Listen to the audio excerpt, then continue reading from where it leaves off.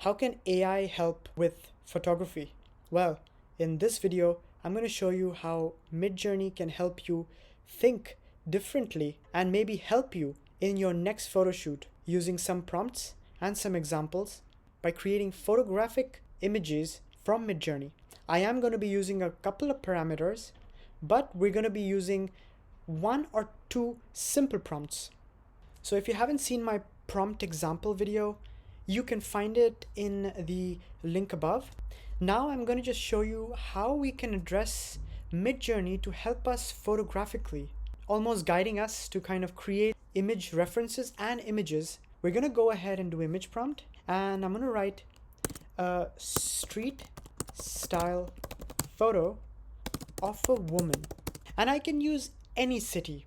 But for the purpose of this example, I'm going to use in Paris. Now, this is the most important part to consider as a photographer and if you're thinking of creating photographic images. When we are using descriptors, it's important to use more terms like studio lighting, cinematic lighting. So I'm going to be using studio lighting. I would also give a specific kind of camera.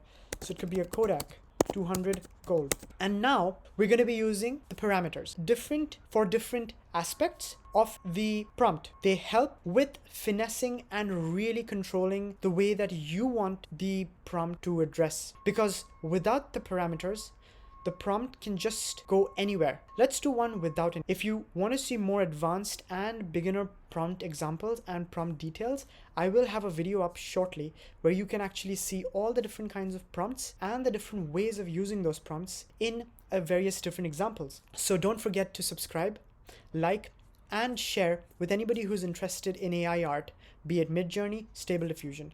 But yes, now let's just put this without any prompt. These images are photographic. They do have a sense of studio lighting, but I want to add a little bit more. So now it's all about the thinking process. Like how we would also think as photographers, we would think about the image that we are shooting. Even when you're creating photographic prompts or photographic images from AI, you must also understand the kind of specificity that we need to put. So I'm going to take the same exact prompt, but I'm going to change a few things here. I'm going to change this. I'm going to make a street style portrait of a woman, and I'm going to instead of saying Kodak, I'm going to say shot on Kodak gold. And now I'm going to add one parameter, which is dash Q for quality 2 and dash V as in version number of the current model that Midjourney is using, 4. And there you have it. Portrait images of a woman in Paris. Now let's say if I were to upscale this image, then that image is going to be our select image. But I want to now do a little more fine tuning, and I'm going to take this entire prompt and I'm going to change it a little bit more. So I'm going to say a street style photo of a woman in Berlin. And instead of studio light, I'm going to say cinematic lighting. So the lighting description also changes, keeping everything else the same, but I might actually change the camera. So instead of saying 200, I'm going to say shot on a Hasselblad. So when you say shot on, you're also implying to Midjourney the kind of camera or the kind of equipment that it would be mimicking or emulating.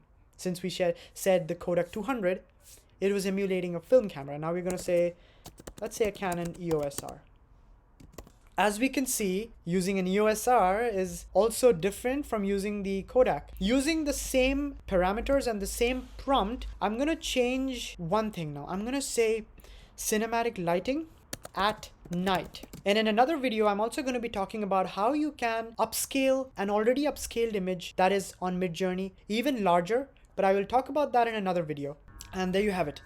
Nighttime images shot on the Canon EOS R. I'm going to take one image and I'm going to make it bigger, but I'm also going to go back and I'm going to take the very first prompt that we had done. I'm going to add nighttime for that as well, at night. And now we can have a clear comparison between the nighttime shot of the Canon EOS R interpretation and the Kodak 200 gold interpretation.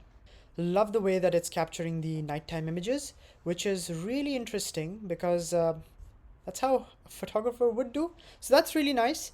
And here we have the nighttime images from the film Kodak 200 Gold. And there you have it. With just a few tweaks here and there, you can get both daytime images from a film camera and some nighttime images from a mirrorless camera emulated in AI using Midjourney.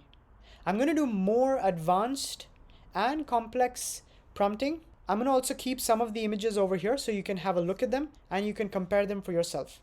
Until that, see you in the next one.